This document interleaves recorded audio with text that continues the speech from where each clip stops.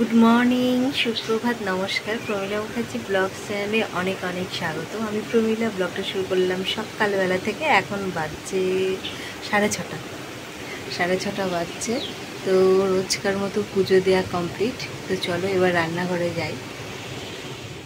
তুই বন্ধুরা, রান্নাঘরে চলে এসেছি। আর রান্নাঘরে আজকে বানাচ্ছি কি বলো তো, আজকে বানাচ্ছি ওই ডাঁটা, মানে কাটোয়ার ডাঁটা যাকে বলে, ওটাই বানাবো। আর শান্তনু কালকে ভুল করে কি বলে ওটাকে, ওই যে এখন মনেই পড়ছে না, এটাকে কী যেন বলে, পুঁই শাক নিয়ে চলে এসছে। তো পুঁই শাকটা আজকে আর করছি না, দিয়ে শুধু এই কাটোয়া ডাঁটা করব। তবে একটু জল ছিপিয়ে রাখা হচ্ছে, জানি না ঠিক থাকবে কিনা রবিবার পর্যন্ত, কারণ এখন পুঁই শাকটা খুব ভালো লাগছে খেতে বলে নিয়ে চলে এসছে। আর ওর খেয়ালই ছিল না, কালকে তো শনিবার, তো আজ তো শনিবার, আজ শনিবার আমরা নিরামিষ খাই। তো তোমরা তো জানো, যেহেতু বজরংবলীর পুজো করি বলে। তো যাই হোক, আমি চলে এলাম তরকারি বাটিগুলো ঝটপট করে কাটতে। আর আমার তো শনিবারটা করতাম না আগে, প্রথমটায় মানে ছেড়েই দিয়েছিলাম, মঙ্গলবারটাই শুধু করতাম। কিন্তু বজরংবলী পুজো করতে হলে তো শনি মঙ্গলবার দুটোই করতে হয়, সেই জন্যে করছি। তো যাই হোক, ঝটপট করে এখন সবজিগুলো কেটে নিই। আর এই ডাঁটাটা কী দিয়ে বানাবো বলো তো, বেসন দিয়ে বানাবো। বেসনের যে পকোড়াগুলো করে না, দিয়ে সেইগুলো দিয়ে বানাবো, খেতে ভালো লাগে, একটা অন্যরকম টেস্ট হয়, এই জন্যই এইভাবেই করবো। আর বড়ি ঠড়ি দিয়ে না, আমার না অ্যাকচুয়ালি বড়িটা খুব একটা পছন্দ, মানে অতটা ভালো লাগে না। ছোটো ছোটো যে বড়িগুলো হয়, ভাজা বড়ি, ওগুলোই একটু বেশি ভালো লাগে, তাছাড়া কোনো বড়ি সেরকম পছন্দ হয় না।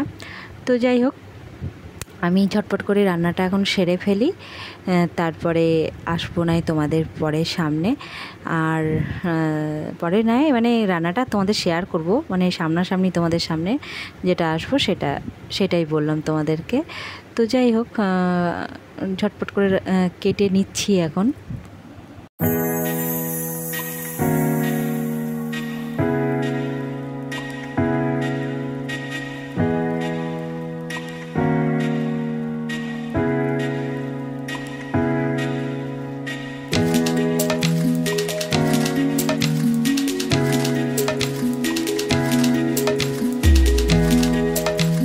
তরকারি কাটা তো কমপ্লিট। এবারে আমি 5 ফোড়ন আর লঙ্কা দিয়ে, তেলটা গরম তো হয়েই গেছে, ফোড়ন টোড়ন দিয়ে এবার সব সবজিগুলো, কুমড়ো, আলু, পটল, এগুলোকে ভেজে নেবো, তারপরে তুলে রাখবো।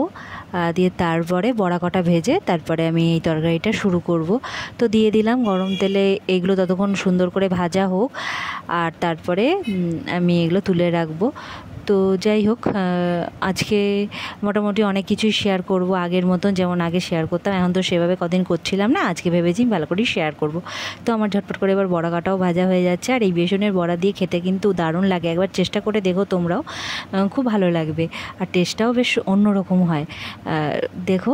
কারণ দেখবি এই ডাঁটা অনেকে আবার পছন্দ করে না, কিন্তু যদি ভালো করে সুন্দর করে বানানো যায়, ছোলা দিয়েও বানানো যায়। তো যাই হোক, আমি এগুলো তুলে রেখে দিলাম।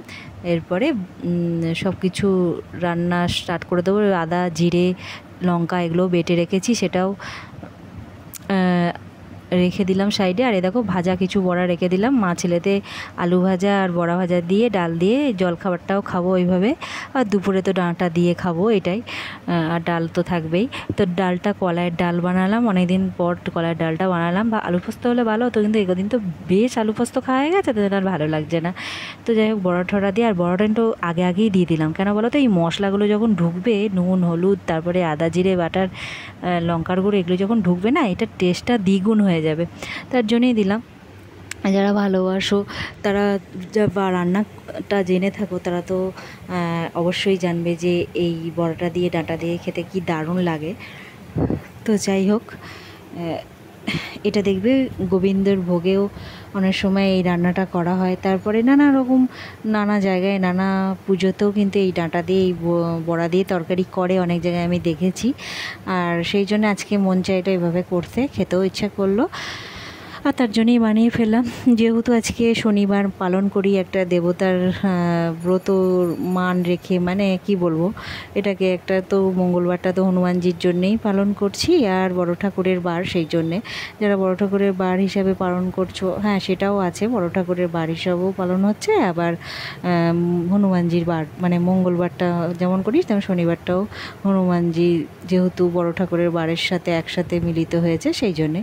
তো দেখেছো কিরম ধোঁয়া ধোঁয়া হয়ে গেল রান্না করতে গিয়ে। হ্যাঁ, ক্যামেরায় এইটাই খুব বাজে এফেক্ট পড়ে, তো কি করব, আবার ক্যামেরা মুছে আবার নতুন করে তোমাদের সামনে আসতে হলো। অত সহজ না ব্লগিং করা, যারা করে তারা তো বুঝবেই। অনেক মানুষ জানো তো ভাবে, জানো যারা আমরা ব্লগিং করি এই কোনো ব্যাপারই না, খুব সহজ কাজ, সহজই হয়ে যায়, কোনো কষ্ট নেই, কোনো পরিশ্রম ছাড়া, কোনো কষ্ট ছাড়া তো কোনো কাজ হয় না। সবই কাজের, এটার মধ্যে কষ্ট পরিশ্রম আছে, তবেই তো একটা জায়গায় মানুষ পৌঁছায়, তাই না? তো সেই রকমই। তো যাই হোক, যে যা ভাবছে ভাবুক, আমি আমার কর্ম করছি এটাই। তো ডাটা আলু এইসব দিয়ে ভালো করে সুন্দর করে আমার তরকারিটা বানানো হয়ে গেছে, আর এখনই দেখতে বেশ ভালো লাগছে। তো যাই হোক, নিজের খাবারের নিজেই প্রশংসা করছি, এটাই তো, আর কি বলবো। তো এবার নামিয়ে রাখবো, আর তারপরে কি বলো তো, ডালটা চাপাবো। এবার ডালটা আদা জিরে, তারপরে কি বলে ওটাকে, ওই যে হিং দিয়ে আমি ফোড়ন দিয়ে আজকে করছি, আজকে মৌরি বাটা দিইনি, কলা ডাল এরকমই করলাম। তো আমার প্রায় রান্না কমপ্লিট হয়ে এসেছে, শুধু আলুটুকু ভাজবো, ব্যাস হয়ে যাবে। তার এই যে আলু কটা ভাজতে দিয়ে দিলাম, কারণ ছেলে এই ডাঁটার তরকারি মোটেও মুখে দেবে না, এই আমার আর শান্তনুর জন্যেই।